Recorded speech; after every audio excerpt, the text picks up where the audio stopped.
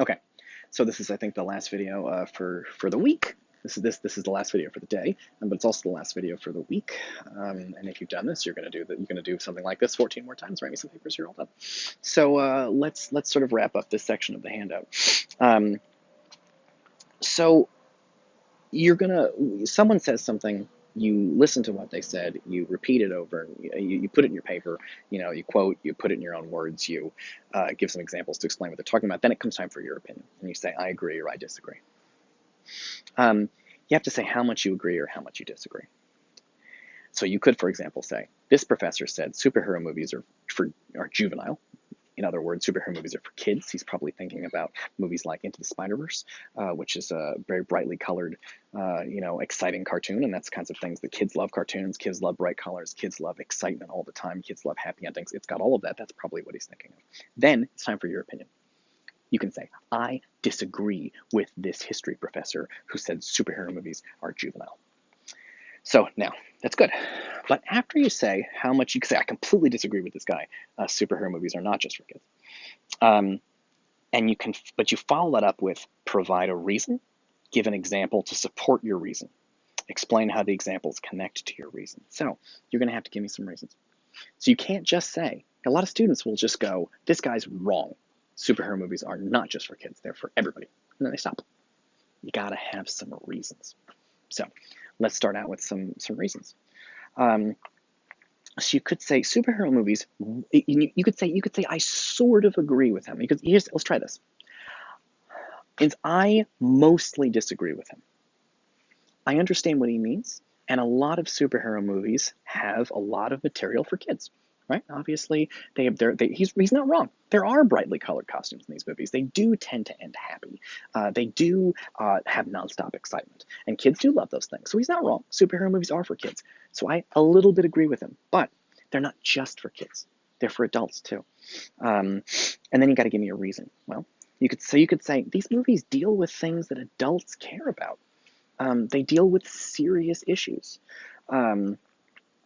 issues about how powerful people should behave, issues about how hard it is to do the right thing, issues about how to balance your work with your life, like your romantic life, right? Like, I mean, kids don't understand that, right? But in these movies, a lot of times the superhero has to go out and be a superhero, but then he also loves people. But sometimes you have to do so much superhero shit, you don't have time for love, like Captain America's like that. So you can say these are issues that your kids are fine to watch these movies, but there's also some like serious issues. Avengers Endgame, one of the things it's about is sacrifice. One of the things it's about is death. And these are issues that adults care about. So that's you see how you've given your opinion, and then you've given reasons. Next up is examples. At this point, you say, for example, and this is a fun paper because your examples are all from superhero movies. So you get to go to superhero movies and pick parts of the movie and discuss them that are about. Sorry, there's a lot of mosquitoes out here. You get to go into the superhero movie and pick parts to discuss that will back up your opinion. So if you say these movies are about sacrifice, these movies are about death, these movies are about balancing work and personal relationships, these movies are about how hard it is to do the right thing, these movies are about the cost of war, these movies are about morality, these movies are about responsibility, and these are adult issues too. Then you go to some examples. Spider-Man. You could say Spider-Man. He got superpowers by being bitten by a radioactive spider. I agree with Professor blah, blah, blah. That is a little bit for kids. But what happens next? Well, what happens next is he decides to make a bunch of money with his superpowers by being a wrestler. That's something kids would enjoy. But then his uncle gets murdered. And he could have stopped it, but he was being selfish. He had the superpowers. He could have stopped his uncle from getting killed, but he didn't stop his uncle from getting killed. And then he learned a lesson. With great power comes great responsibility. Right? That's the famous phrase from the Spider-Man movie. I had a student once who thought that was from the Bible. With great power comes great responsibility. The Bible says with great power. No, that's not the Bible. That's Spider-Man. So Spider-Man, but he learns this lesson, and that's a pretty adult lesson. With great power comes great responsibility. Kids don't need that lesson. They don't have a lot of power. Adults need that lesson because adults have power over other people, and that power means you got to use it responsibly. So This gives you, so you can see how you do this, right? You go through and I mentioned earlier, this piece of paper is not here to teach you just how to write 1 or 2 papers for my class, or 3 or 4. This is about how to write for the rest of your college career, including much longer things like books. But do you see how you could write a whole book? That's too dramatic. Do you see how you could write a 1-page paper where you just gave 1 example? But do you see how you could write a 10-page paper where you gave 10 examples of different superhero movies and their adult themes? Do you see how you could say superhero movies are not just for kids? They deal with adult issues as well: responsibility, sacrifice, death, the costs of war. And do you see how each one of those things I just listed could be a paragraph? And each paragraph could have multiple examples from different superhero movies, right? Captain America is about war, so is Avengers Endgame, right? Spider-Man is about responsibility, but so is Iron Man. So you see how you could keep going with example after example after example after example. And you have multiple reasons. These movies are for adults because they're about responsibility. They're also for adults because they're about power. They're also for adults because they're about war. You see how each one of these could be like a section, and each section could have multiple paragraphs. Each paragraph could deal with a different superhero movie. So you can see how you can make these things be really long, because here's the tricky part. Remember, these are moves. And in my class, you might only make 1 or 2 of these moves per paper. But in a longer paper, I said, tell me how much you agree with the quote, provide a reason. And in my class, you'll probably say what you think and then provide a reason for why you think it. But if you want the paper to be longer, you could say another reason why I disagree with this guy, and you could talk about something totally different. For example, you could do a little bit of research, find out who goes to see these superhero movies. What's the average age of a person that sees a superhero movie?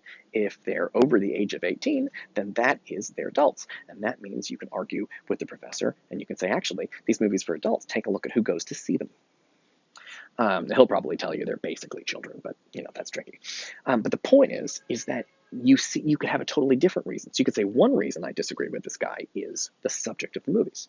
A second, you could have lots of paragraphs about lots of different things: responsibility, war, sacrifice, power. Then you can have a whole other section of the paper. Another reason I disagree with this guy is these movies adults watch them more than kids do. And then you could research statistics. And that's where you get into research, right? You find some trustworthy sources, and you can talk about where they're getting. You can talk about who goes to see these movies and who buys them and who cares about them, and fans and why they matter. You could even interview people. You see, you can make this really long. Yeah, okay, cool. And the last thing I want to point out is, remember I was saying you can agree or disagree, but at some point you might be like, well, I kind of both agree and disagree. That happens a lot. If you say I both agree or disagree, like this, I totally agree, I totally disagree, boom, I sort of agree and sort of disagree. At that point, you got 2 paragraphs. You got to put 2. If you ever say, I sort of agree and sort of disagree, you got to have 2 paragraphs. Why? Because you got to have 1 paragraph explaining what parts you agree with and why. And you got to have a second paragraph, what parts you disagree with and why. So it's a really crucial thing. That's what paragraphs are for. Paragraphs are for organizing. If you agree and disagree, don't put reasons why you agree and disagree in the same paragraph. Split them up into 2 paragraphs.